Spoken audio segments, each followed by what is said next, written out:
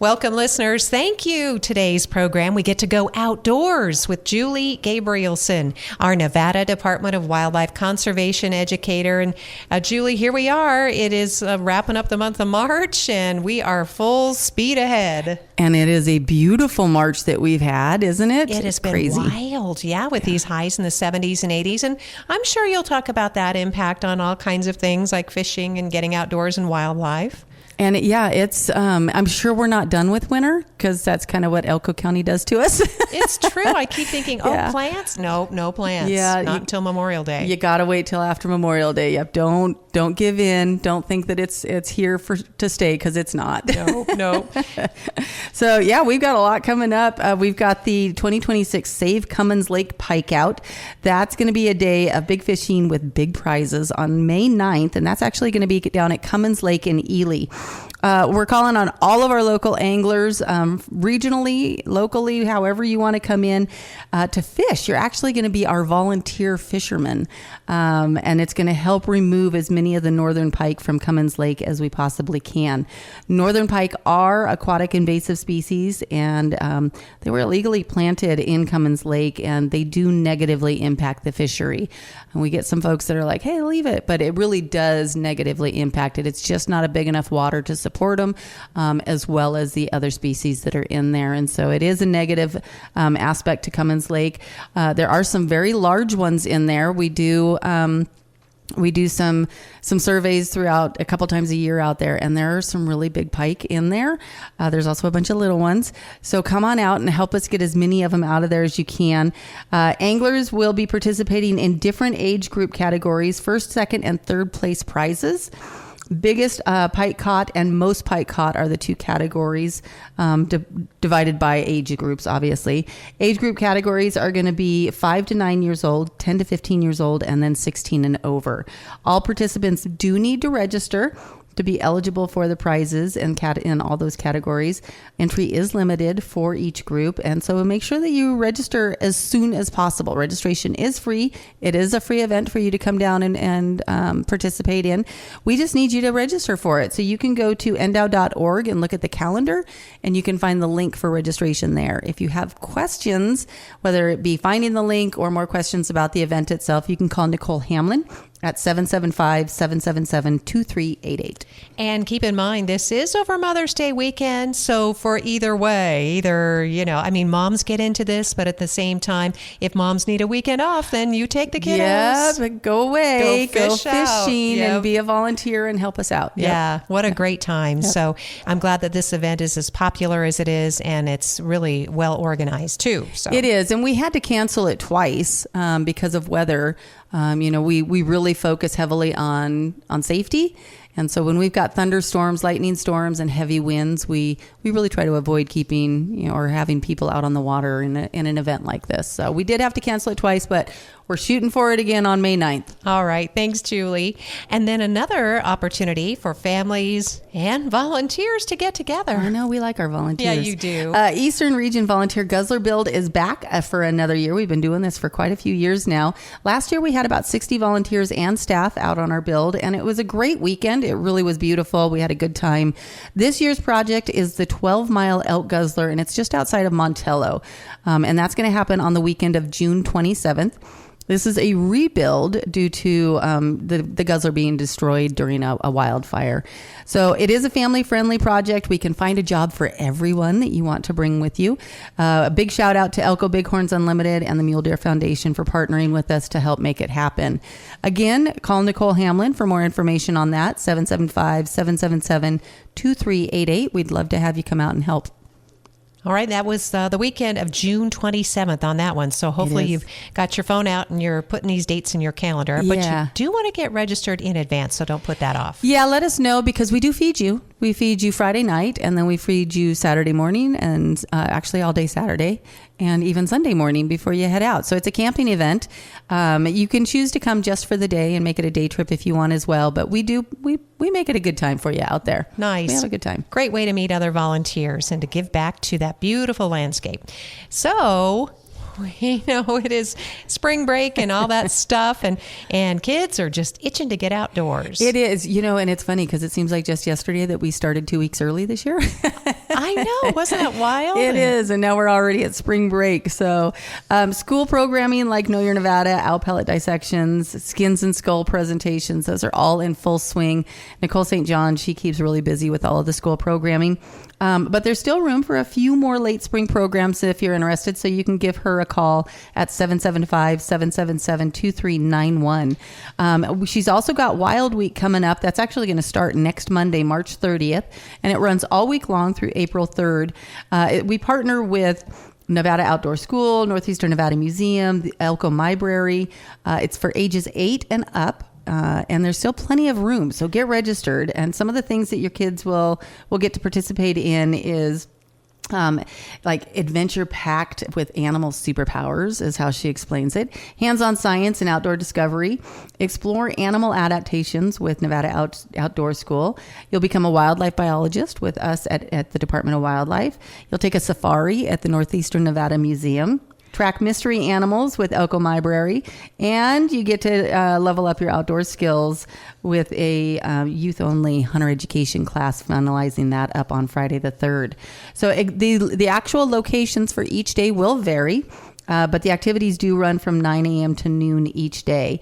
You can register for that at nevada.events.licensing.app. And you can find more information about all of that there. Again, if you've got questions on it and you want more information, give Nicole St. John a call and she can help direct you where you need to be. That's 777-2391. What fun. I mean, they should do that for the grown-ups. Wouldn't that be great? I know. I need a kids' day. Exactly. Yeah. Let's all take a kids' day. Who needs a spa day? We've been there, done that. Let's do the kids' stuff. Yeah. Yeah. And they're still signing up for this next topic, the Sage Grouse Experience. Actually, we are full. You are that's now. happening. That's happening Okay. Friday. Okay. Yeah. So March 27th is our annual Sage Grouse Experience. We partner with Northeastern Nevada Stewardship Group and the Friends of Rubies for that. So if you're listening right now, it's happening today. Hey, have fun on that trip. Yes. We take about 40 people out to view an active sage grouse lek, and then we return back to the Department of Wildlife for presentations by sage grouse experts, and we also provide some breakfast for them. We like feeding people. And this happens about this time every year. We brought it a little bit early this year because the weather has been so warm. We wanted to make sure we caught the birds while they were still lekking. So watch, January to February next year for the announcement for the 2027 event, because it usually is about this time of year that we sign up and or that we take everybody out, and registration does fill up pretty quickly. It really does. And this is about 40 people, and people that have done this, it's once in a lifetime, really. It's really pretty cool. Yeah, not many people have, even people that live in the area and live near active leks don't necessarily know what's going on when it's happening. And you really got to know what you're looking for. It's a great photography opportunity. We do tend to have the sun right in our faces during it, but it's still a great morning to be out there. How nice. And if you love birds, this is just an amazing opportunity. So plan on next year. Next year. Yes. Yep. And now is the time for hunter education if you want to get out and get after some big game. Yeah. So, our application period opened on Monday, and at hunter education, we've had classes almost every weekend since the end of January at this point. Classes are still available. There may be a little bit of confusion because we do have a new registration site. So it may just look different from what you've seen in the past if you've gone in and looked around. But the new registration site is the nevada.events.licensing.app. When you go in there, it actually, when you register for a hunter education class, it automatically registers you and creates a licensing account for you. So that way, when you're done with your class, and that class is finalized with all of the results at the end of the day, your certification number automatically populates to your new licensing account. So they tie together now, and it's really a nice system, but it is a new system, and it's kind of confusing to make sure that you're in the right place. So if you have any questions about that, give us a call at the office. We can help guide you through that. That number is 775-777-2300. You can also find this information at the Get Certified tab on the NDOWlicensing.com website. All right, super simple once you get in there and start poking around. Now, you mentioned big game hunt applications. The period's been open, right? It opened on Monday, Okay. yes. And it will close again on May 13th. You can apply now at NDOWlicensing.com. License, remember your actual license is good for 1 year from the date that it was originally purchased. That includes all your stamps except for the federal duck stamp and your HIP numbers, your HIP numbers. Those can't actually be done until July. So you won't need to be asking about those or getting those until July sometime. But that license is really good. So if you had a tag on a license last year, you're going to need a new one before you can finish your applications and receive tags for this year. So just know that those are set up to where you can auto renew those. And when that auto renewal comes up, you should get a notification, whether it be by email or text message, letting you know that that is coming up. If you're not already set up for that, it is a pretty simple step. If you can't find it on your own, on your licensing website, on your account, again, you can call the front office and we can help walk you through that. Don't purchase, on a different note, don't purchase a boat, any kind of vessel without a title. We're coming into yard sale season, and this is a pretty common thing that we encounter. So if you have a question about a vessel that you're looking at that does not have a title, even if it does have a title, give the office a call. Yeah. Natalie and Sydney are really knowledgeable. They can walk you through what you would need to do and let you know what might be an issue in comparison to what might not be. So again, you can call them at 775-777-2300. Okay. And then also, while you're getting your recreational vehicles out, something to keep in mind, NDOW is not the registration or inspection site for OHV. We are not. We also don't do the boat trailers. We do the boats, but not the boat trailers. So that all goes, so OHVs go to ohv.nv.gov and the boat trailers go to the DMV. Okay, so keep it in mind. Make plans now. Don't keep the family sitting in the car while you're scrambling around. Especially right now, it's hot. Oh, yes, exactly. Trying to get your license and registration. So people get their seed catalogs. At Christmas time, it's looking at toys. But now the Nevada Big Game Season Applications book is out. It is kind of that book that everybody waits for, isn't it? And we actually combined them into one book this year. Traditionally, we've had an application book, and then we've had a season and quota book that came out after applications were awarded and and quotas were set. So this year, we decided that we were going to blend them both into one. So you've got the 2026-27 Big Game Season and Application book. It's now available online and in hard copy. So for those of you that are a little, well, what am I going to do? I want to see the quotas. When am I going to be able to see the quotas? Well, quota setting won't be until May 8th and 9th at the Reno State Board of Wildlife Commissioners meeting. So once those are established, on the front of your game book that you should have received by mail or that you've picked up in an office, there's a QR code. That QR code, come mid-May, use that QR code and it will pull you up to an online version of all of those quotas that were just set, so you can see them really easily.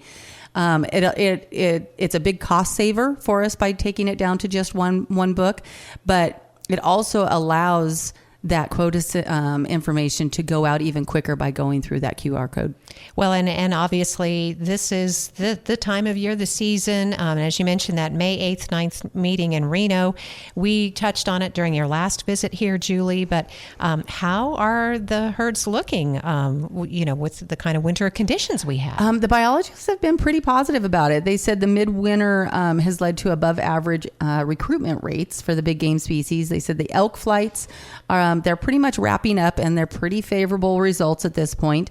They're still working through all of the spring deer flights, but so far the results from the surveyed unit groups have been pretty exciting, was the word they used. Exciting. That means you can find what you're looking for when you're out there. So good thing to keep in mind.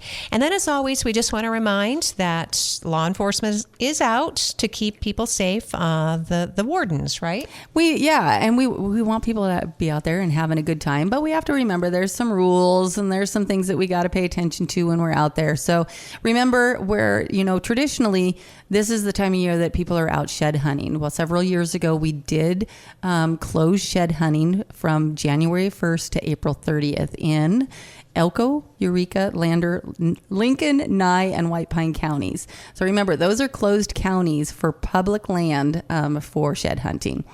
So once that opens up on April 30th, there is a shed ethics course that's required for you to take online. This has to be done every year. If you did it last year, it doesn't carry over. It does have to be renewed every year. It's a free course. You can find it at hunter-ed.com and just look up the Nevada Shed Antler course.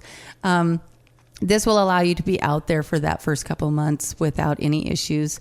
And that's going to start showing up in early April on that website. And you want to make sure that you do all this before you go out into the field, right, Julie? Absolutely. Yeah. Be prepared. I mean, just go out there, do your due diligence. There's a lot of people that go out and really enjoy May 1st and they'll take days off for it. And so it can kind of get pretty busy out there too, but just try to keep it as easy for you as you can out there. All right. And speaking of licenses and making sure everything is renewed, now's the time to start going through your boats and making sure that everything is up to date and in good condition. Yep. You can update your registration, all of that for it. But remember the boating safety. And I know I've already seen boats heading out towards South Fork because it is beautiful weather and I don't blame them. But know what's required for your vessel. Your personal flotation devices, PFDs, they are required to have on board for all passengers. So if you've got 5 people on board, you got to have at least 5 PFDs available. If anybody 12 is 12 years and under, they're required to actually be wearing it. This includes your kayaks and your paddle boards. This is all part of that. So know your regulations when it comes to boating safety. Boating education is always recommended in the state, but in Nevada, it's only required if you're born after January 1st of 83, if you're operating a vessel over 15 horsepower, and going to interstate waters, which would be Lake Topaz, Lake Mead, and Lake Tahoe. So it's really still a good idea to get that boating education and have that knowledge behind you so that you don't get any surprises with a visit from one of the wardens on the water, and you're just fully prepared and ready for any incident or encounter that you might have out there. You can find that education course at boat-ed.com/Nevada. So easy enough. You can do it online. You can. All right. Yep, absolutely. Super cool. So finally, we get to the topic of fishing, Julie. Everybody wants to talk about fish, don't they? We made you wait. All area waters are open except for the high mountain lakes and the Jarbidge watershed. We've got larger reservoirs in Elko County that are in good condition. They're going into spring, but some of the smaller reservoirs like Jigs and Willow Creek, they are pretty low. We had a low water year, so that's kind of expected. Trout fishing has been pretty good out at South Fork and Wild Horse, both for shore and boat anglers. Bass fishing will begin to improve even more once water temperatures reach and stay in that mid-50s range. We have started stocking programs throughout the area. Trout stocking has started and will be in full swing over the next week and into the beginning of May even. So you might run into one of our trucks out there at one of the waters at some point. Spring stocking will be finished up though at the Wildlife Reserve out in Ruby Valley, Dorsey Reservoir, South Fork, Jake's Creek, also known as Boyce, and those will all be finished up this week. It's kind of fun if you get to run into them when they're stocking. Actually, see how those fish tumbling out of there. It is. They shoot out of this, this like, I don't know, a tunnel. It is for them, I guess. Yeah, for the fish, and then suddenly it's freedom. So, but that's really exciting and good to know.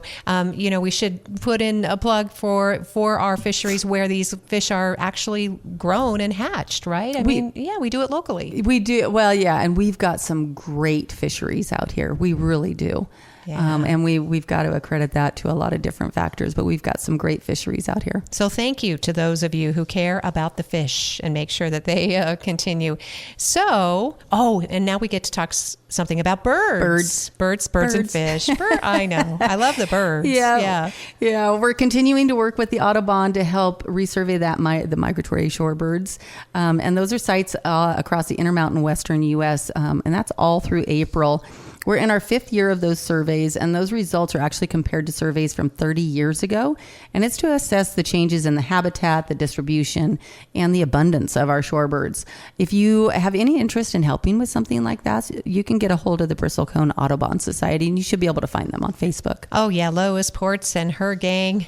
They are fantastic. They are, yes. and so knowledgeable. So knowledgeable and so kind. So whether or not you're just new to birding or even new to the area, they would love to help you out. So reach out. They're on all the socials. I don't know if they're on all the socials. They're on at least Facebook. I know that. Yes, so. I've seen. Yeah, I don't know that I've seen them on Instagram, but I've definitely seen them on Facebook. Yep. Yeah, Bristlecone Audubon Society. And then we're on to the topic of habitats. Yes, our biologists busy as ever, and they're prepping for the spring irrigation season at our WMAs throughout the region. They continue to work closely with federal partners as well and private landowners on planning upcoming projects, writing contracts, and applying for funding to help with all of those upcoming projects. Spring protection, sagebrush habitat restoration, riparian habitat enhancement, and they are always continuing fire rehab treatments on those 24 and 25 fires at this point. So that is work that is ongoing, and we should be really appreciative of that because, again, having a mild season, hopefully they can, get those seeds in the ground, get them going. And I don't know how such a mild season impacts the none of water, actual recovery. That would be something I should bring one of them in with me sometime. Sometime you can do that. Hopefully they're listening and they're getting the bug in their ear. That's right. But yeah, I mean, they are constantly, their boots are always on the ground, and they're always looking for these projects and different ways that they can work through these projects with success, and they do a great job. Absolutely. And you mentioned private landowners, and that includes conservation groups and others who make all of this possible. It's a huge collaboration. It is. And there's a bunch of projects that always come up for public comment that a lot of people don't realize about. Not so much with the Department of Wildlife, but BLM and Forest Service. Watch those websites for public meetings and see what kind of proposals have been brought up. And it's really important for the public to be able to voice their opinion on some of these projects coming up, and let people know how they feel it will or will not affect their environment. Oh, yes. And Julie, I'm so glad you mentioned that, because now is the time, now, to do the planning when you care about a place or a space or a species, and you might just kind of be taking it for granted because, we can all look back in hindsight and say, why didn't we do something? I'm so excited. I saw in the Elko City Recreation budget, the funding is there. The plans are moving forward with the urban pond. Yes. That's a great little conservation project that also includes that education piece, and will have a little spot for us right here in the city limits. It is, and it's going to be such a great asset to the community. And I wish I had big pictures and things that I could share with you guys, but we're kind of in this holding period where we're waiting for that drawing and that floor plan, all of the little elements that are going to go into it, and seeing how that pulls in through an engineer's eyes and what we can make happen. And so that's the process that we're in right now, is waiting for some plans back from engineers and see where we're going to go from there and build this thing and make it happen. It's going to be a big rollout, a lot of excitement. The Sharps access just off that 12th Street Bridge. And then it reminds me, if you have the means, you can carpool, you can get together with other folks, but do enjoy these areas that are being preserved and conserved, like the Argenta Marsh, right? Oh, yeah.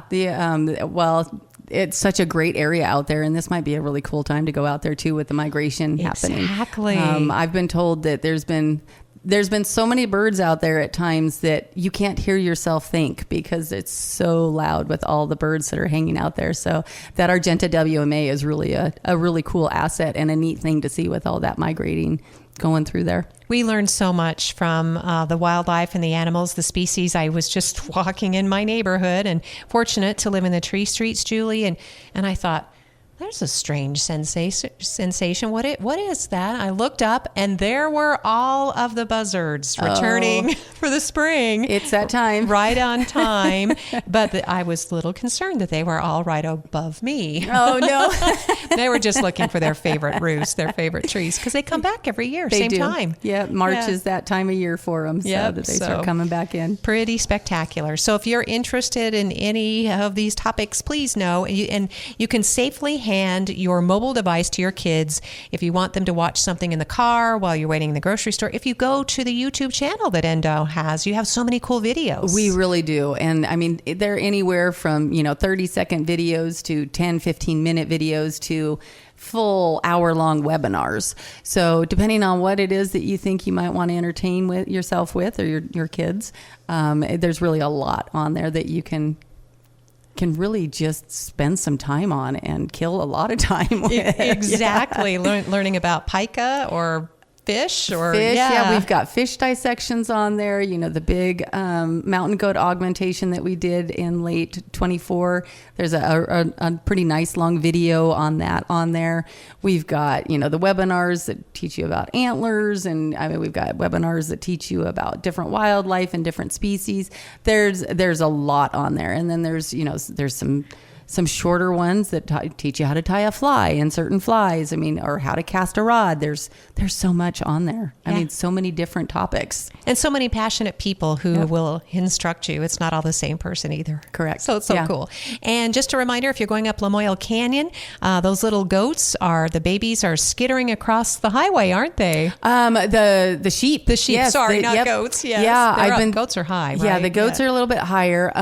But the sheep have really liked the roadside. It seems like the last couple of weeks. I saw somebody that took a picture of them just sleeping in the road. I think it was this last warm weekend. And sunny. Yes, they're just loving it. Yeah. So be careful. Please yield to them and slow down. Yeah, and take photos and videos and stuff. But leave them alone. Keep the dogs away. Do all those fun things. Give them their space. Yes. Yep. Give them their space. They deserve it. They may seem like they're a little bit more accustomed to us as humans, but ultimately they are wildlife. They are wild, and they still need that space up there. And we want them to have that space. We're actually going into their territory when we drive in there, and so we need to respect that.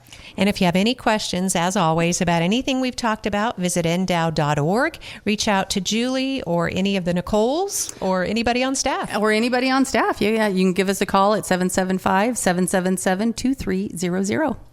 Our guest today, Julie Gabrielson, Nevada Department of Wildlife Conservation Educator.